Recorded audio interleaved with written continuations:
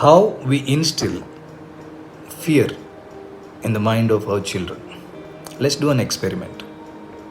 Now you ask your head to turn to the left, it will turn. Turn to the right, it will turn.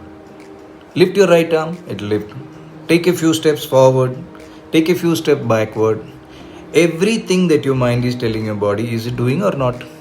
This experiment is just to make you realize that the body is the slave of your mind. And it will listen to you without questioning. It will listen to every command of yours without questioning it. Nobody else can command your body. The instruction has to come from your mind.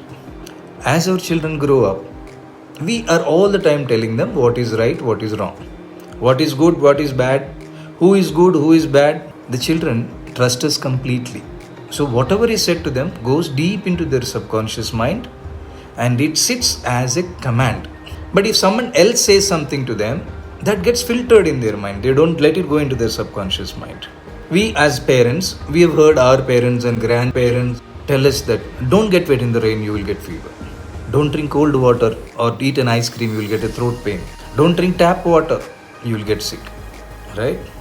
There are millions of people who get wet in the rain, particularly in areas where there is a lot of rainfall. Do they get fever every time they get wet?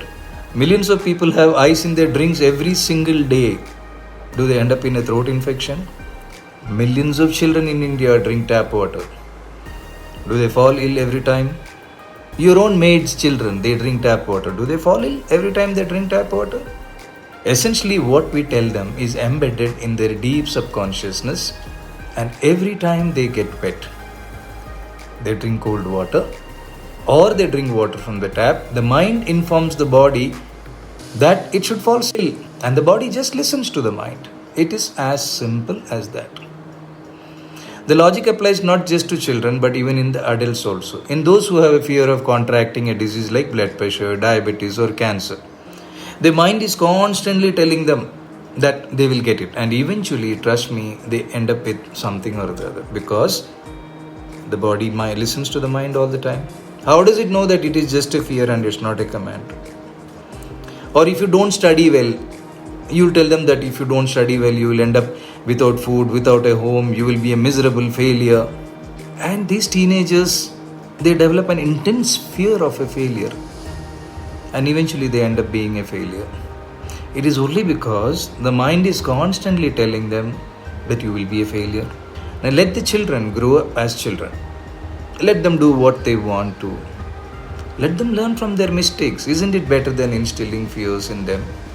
Let them fall sick. What's the big deal? They will realize how they fall sick and they will correct themselves. Let them play in the rain. Let them walk barefoot in the ground. Let them play in the mud. Let them even eat some mud. We are made from earth, water, fire, air and space. They're a part of us. They can never harm us. They can only help us.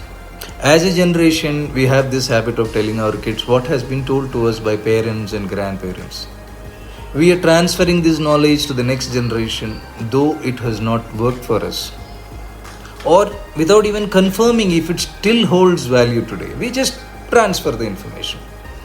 Some of it could have been true for their generation, but not necessarily true for today's generation. Be very sure about what you instill in your children because they will absorb whatever you tell them in full faith without filtering it and deep into their subconsciousness. Take care.